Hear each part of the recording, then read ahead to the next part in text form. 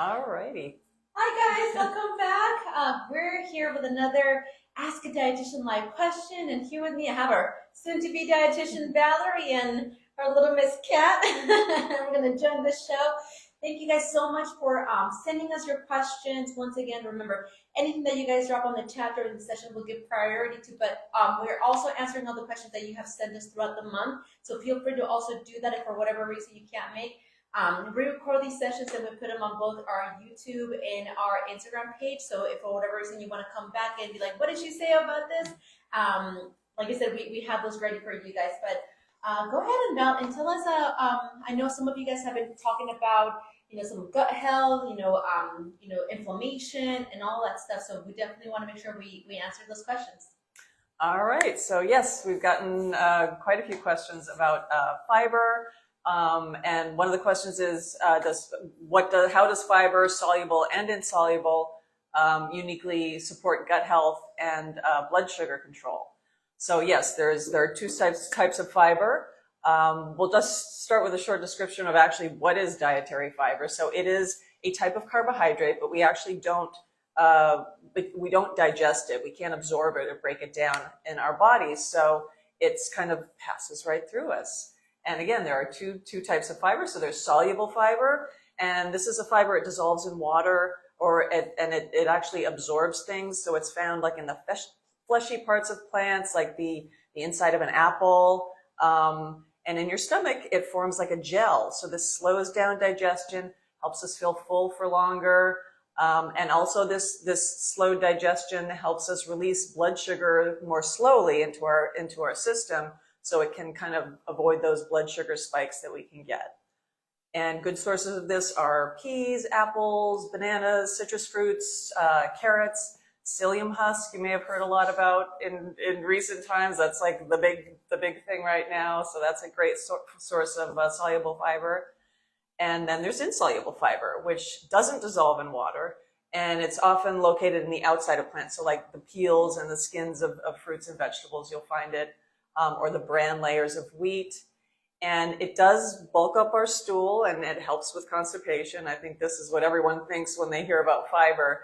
But this type of fiber generally doesn't have as much of an impact on our gut or on our blood sugar as the soluble fiber type, but it's still really good for us. And you can find it in corn, tomatoes, a lot of the, you say the roughage, that's like our leafy greens, our spinach, our kale, things like that. And again, on the skins and peels of fruits. And that said, we do want both soluble and insoluble fiber. They're both very beneficial, and they're usually found together, actually. It's not just like one or the other.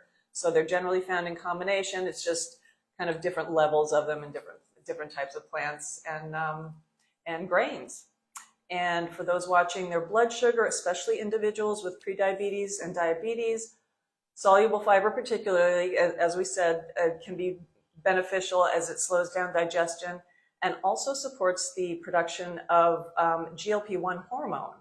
And this is the same GLP-1 that's found in the diabetes weight loss medications like Ozempic and Zepbound that regulates our blood sugar levels. So by getting more soluble fiber in your diet, you can help your body produce GLP-1 naturally in your diet. So that's kind of cool. That is really cool, Valerie. And I think it's so interesting. A lot of our patients often, think or wonder if they have to be on these medications long term, right? And one of the things that we tell them is that no, right?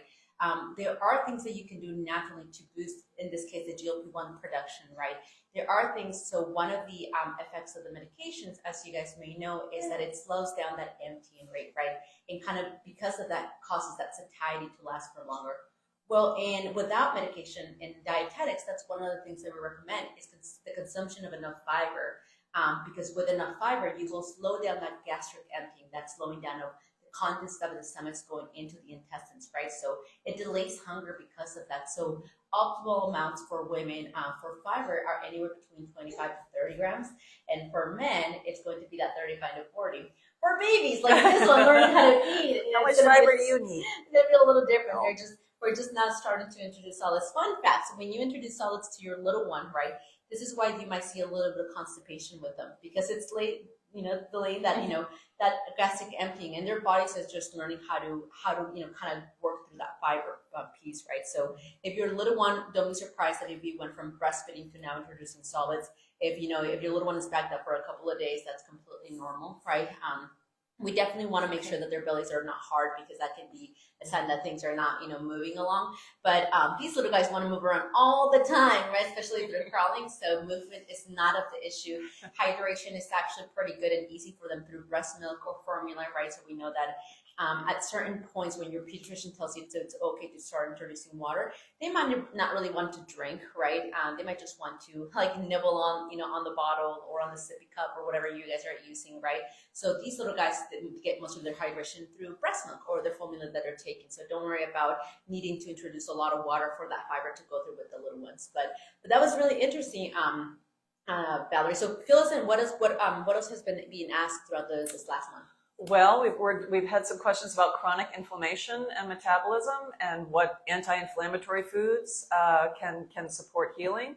So I just want to start by saying that inflammation, you may have heard this before, inflammation in and of itself is not necessarily a bad thing.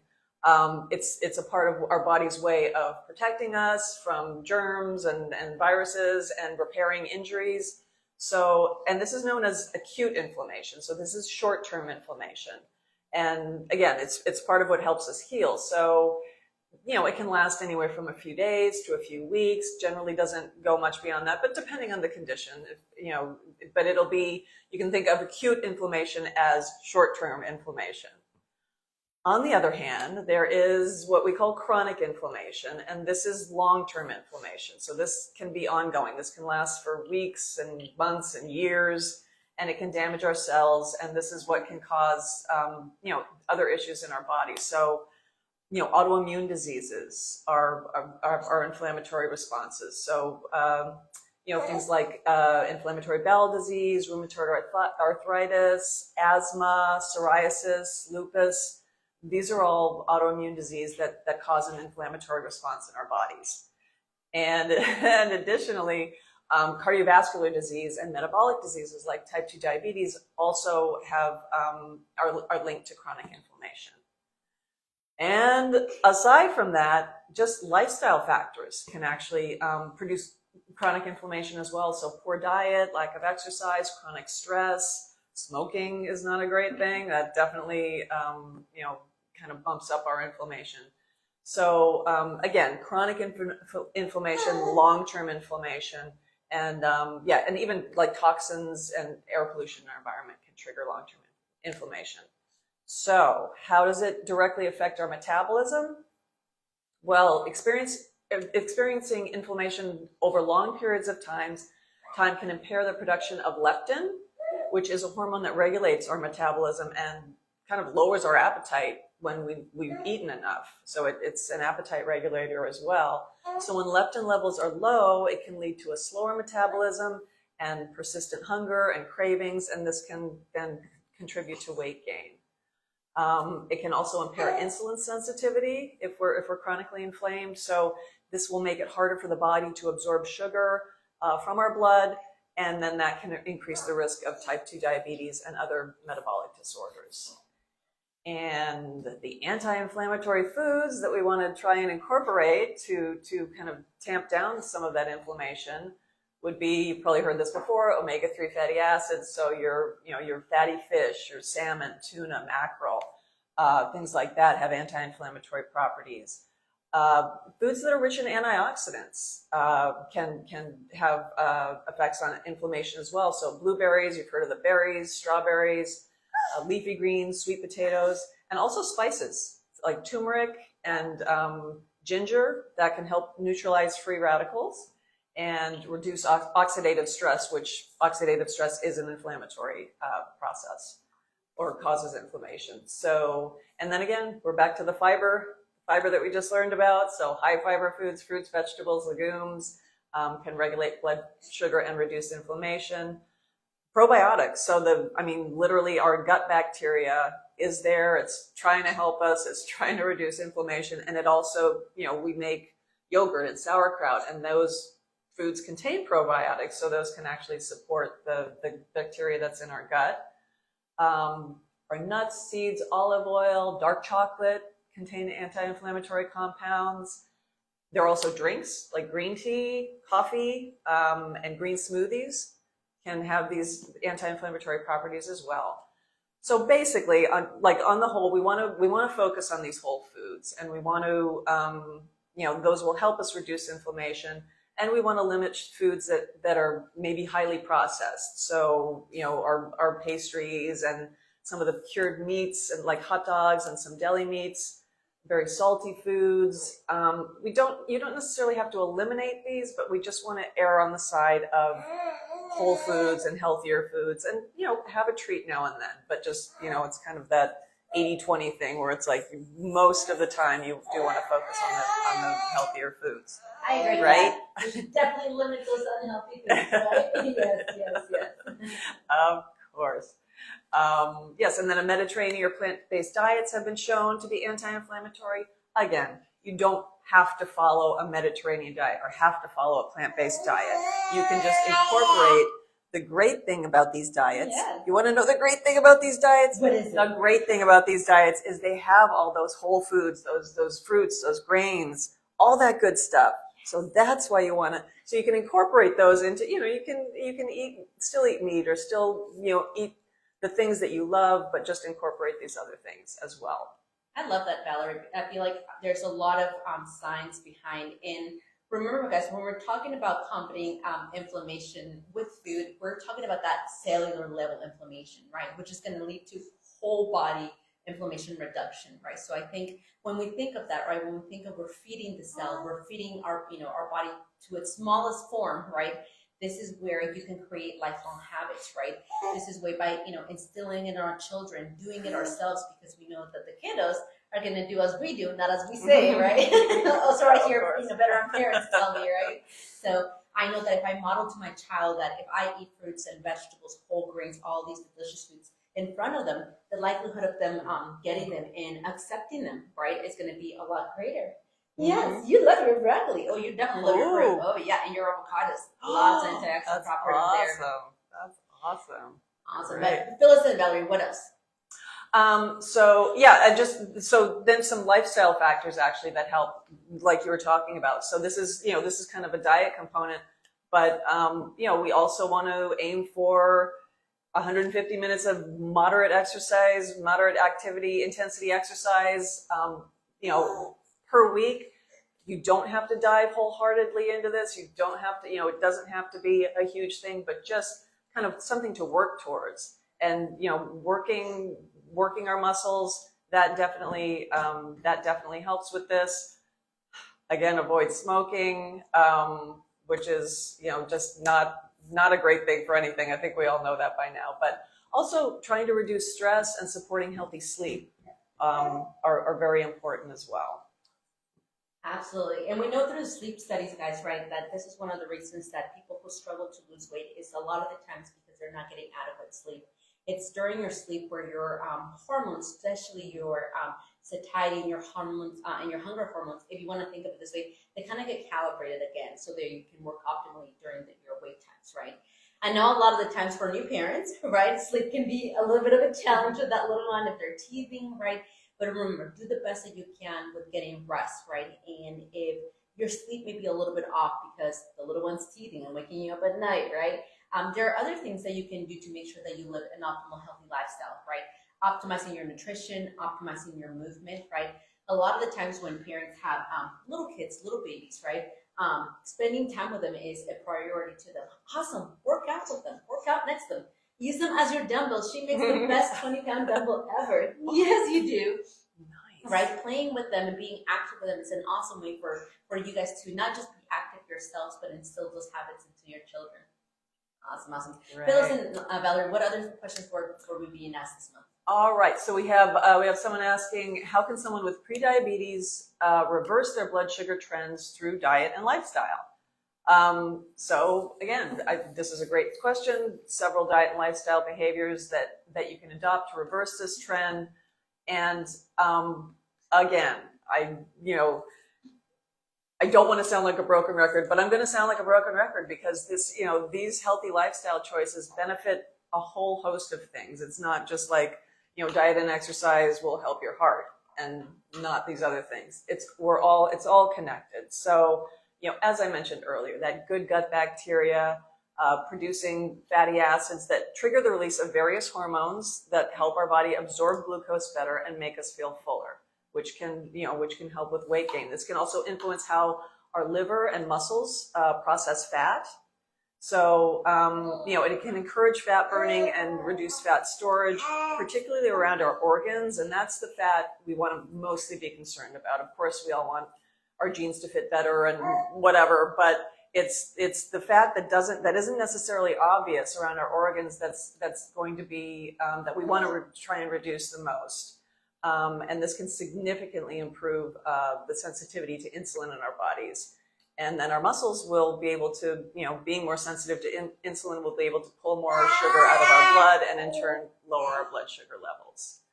You want to lean into lean proteins, so try and do like leaner cuts of meat, lower fat dairy, add those healthy fats in, the olive oil, nuts, seeds. Try and, again, replace those, or alter some of those highly processed food choices and, with more beneficial alternatives. It's okay to have a treat. It's, that's not off the table, but we want to focus on those, those whole foods. That's awesome, Mallory. And one of the things that I feel like I like to especially highlight, especially parents, moms, right? They're trying to get their body back, monitor their glucose after, having a baby. And a lot of the times catering to their own children. Remember that family nutrition really starts with understanding what each family member needs, right? Now, while you at home, you're not a restaurant, right? But with the same foods that you nourish your little one with, those are foods that you can use to utilize to nourish your body. A good note that I like to tell parents is that kids don't have the ability to what we call store glycogen in their livers or in their muscles just yet, especially prior to puberty. Right? So this is one of the reasons why kids, right, they favor carbohydrates and fats over proteins. So don't be alarmed if you're like, for your goals and your needs, you need that lean protein, right? Your little one may not need it so much so, right? So this is one of the reasons why kids gravitate towards, more carbs, more pasta. It's often something that I often hear my parent patients say, hey, all my kid wants to do is eat that, lemon butter pasta, right? And well, yeah, because their bodies thrive off of more fats and carbs than protein than the adult human body does.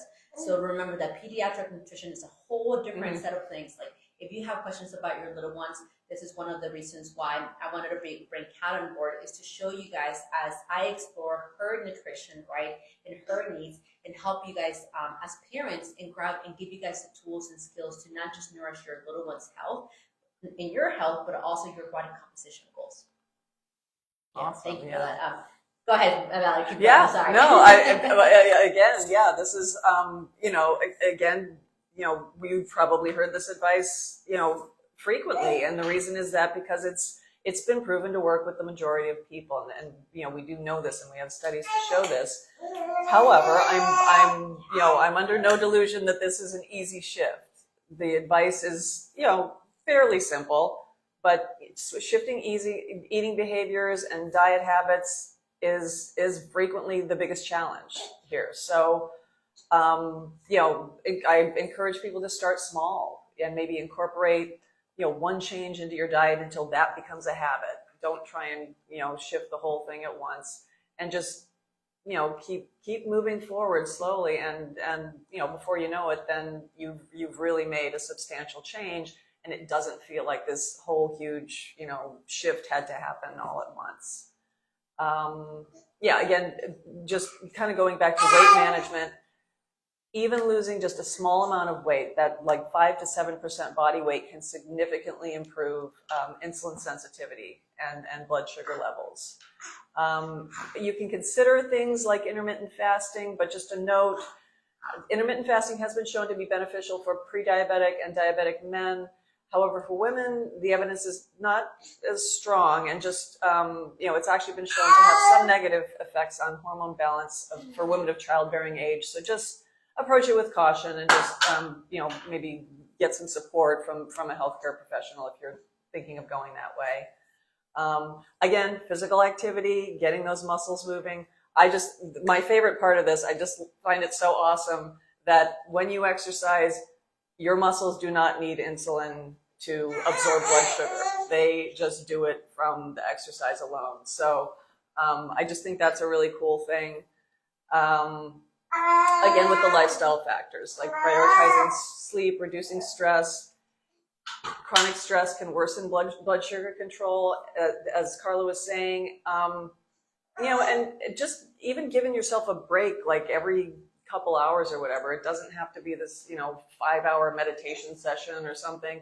You can just take small breaks and just kind of keep recovering, and that can be very helpful in reducing stress. And then staying hydrated. Of course, people forget that I forget to drink all the time. I don't know how I forget to drink, but I do. So it's just a matter of, kind of supporting your body in all areas. And if you do need medical support, of course, to lower those blood sugars, there is no shame in that. But we want to focus on the lifestyle factors as much as we can. And then if we need additional support, then that's fine as well. Awesome. Thank you so much, Valerie, for that. And thank you guys once again for coming in. I know we have changed our time, and I'm going to announce that in the coming months, we're going to actually shift our times to around 1 p.m. We've been receiving some feedback that some of you guys can benefit a little bit more from, what Valerie was saying, taking the time to eat a meal. And a lot of you guys would rather, listen to us on a walk, during your lunch break. So we're definitely listening to you guys, and we're going to try to shift our dietitian talks to 1 p.m. so you guys can have that little bit of a break to just relax, be in tune with your body when you eat, and then take a walk with us. Well, thank you guys so much for joining us. We will see you guys soon. And cheers to having a very active, healthy, non-stressful life. And even if it's stressful, making the best out of it, guys. Thank you guys so much for joining us. Have a good one. Thank you. Bye-bye. Bye. Yay, say bye, Kat. Bye. Bye. Bye, guys.